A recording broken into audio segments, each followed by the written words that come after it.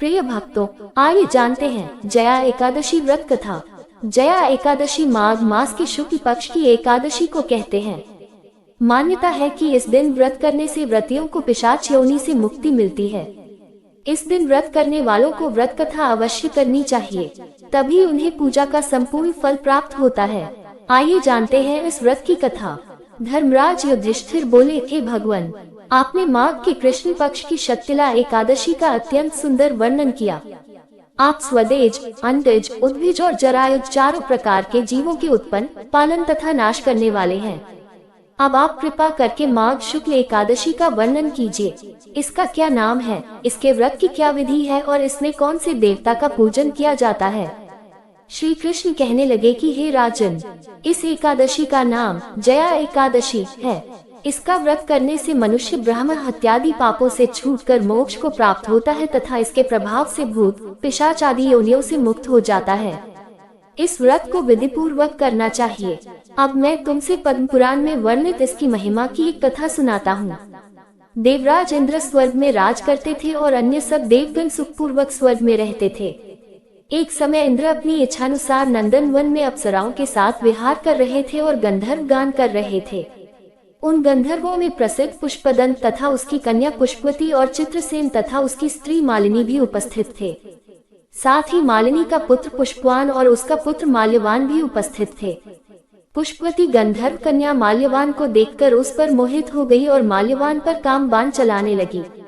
उसने अपने रूप लावण्य और हाव भाव से माल्यवान को वश में कर लिया। हे राजन, वह पुष्पवती अत्यंत सुंदर थी। अब वे इंद्र को प्रसन्न करने के लिए गान करने लगे, परंतु परस्पर मोहित हो जाने के कारण उनका चित्त भ्रमित हो गया था। इनके ठीक प्रकार न गाने तथा स्वर ताल ठीक नहीं होने से इंद्र इनके प्रेम को समझ गया और उन्होंने इसमें अपना अपमान समझकर उनको शाप दे दिया। इंद्र ने कहा, हे मूर्खों, तुमने मेरी आज्ञा का उल्लंघन किया है, इसलिए तुम्हारा धिक्कार है। अब तुम दोनों स्त्री पुरुष के रूप में मृत्यु लोक में जाकर पिशाच रूप धारण करो और अपने कर्म का फल भोगो। इंद्र का ऐसा शाप सुनकर वे अत्यंत दुखी हुए और हिमालय पर्वत पर दुखपूर्वक अपना जीवन व्यतीत करने लगे। उन्हें गंध, रस तथा स्पर्श आदि का कुछ भी ज्ञान नहीं था। वहाँ उनको महान दुख मिल रहे थे। उन्हें एक क्षण के लिए भी निद्रा नहीं आती थी। उस जगह अत्यंत शीत था, इससे उनके रोंगटे खड़े रहते और मारे शीत के दांत बजते रहते। एक दिन पिशाच ने अपनी स्त्री से कहा कि पिछले जन्म में हमने ऐसे कौन से पाप किए थे जिससे हमको ये दुखदायी पिशाच योनि प्राप्त हुई। इस पिशाच योनि से तो नरक के दुख सहना ही उत्तम है, अतः हमें अब किसी प्रकार का पाप नहीं करना चाहिए। इस प्रकार विचार करते हुए वे अपने दिन व्यतीत कर रहे थे। दैव्य योग से तभी माघ मास में शुक्ल पक्ष की जया नामक एकादशी आई। उस दिन उन्होंने कुछ भी भोजन नहीं किया और न कोई पाप कर्म ही किया, केवल फल फूल खाकर ही दिन व्यतीत किया और सांयकाल के समय महान दुख से पीपल के वृक्ष के नीचे बैठ गए। उस समय सूर्य भगवान अस्त हो रहे थे। उस रात को अत्यंत ठंड थी, इस कारण वे दोनों शीत के मारे अति दुखित होकर मृतक के समान आपस में चिपटे हुए पड़े रहे। उस रात्रि को उनको निद्रा भी नहीं आई। हे राजन, जया एकादशी के उपवास और रात्रि के जागरण से दूसरे दिन प्रभात होते ही उनकी पिशाच योनि छूट गई। अत्यंत सुंदर गंधर्व और अप्सरा की देह धारण कर सुंदर वस्त्राभूषणों से अलंकृत होकर उन्होंने स्वर्गलोक को प्रस्थान किया। उस समय आकाश में देवता उनकी स्तुति करते हुए पुष्पवर्षा करने लगे। स्वर्गलोक में जाकर इन दोनों ने देवराज इंद्र को प्रणाम किया।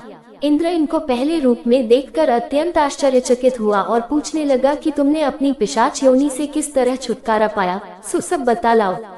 माल्यवान बोले कि हे देवेंद्र, भगवान विष्णु की कृपा और जया एकादशी के व्रत के प्रभाव से ही हमारी पिशाच देह छूटी है। तब इंद्र बोले कि हे माल्यवान, भगवान की कृपा और एकादशी का व्रत करने से न केवल तुम्हारी पिशाच योनि छूट गई, वरन हम लोगों के भी वंदनीय हो गए, क्योंकि विष्णु और शिव के भक्त हम लोगों के वंदनीय हैं, अतः आप धन्य हैं। अब आप पुष्पवती के साथ जाकर विहार करो।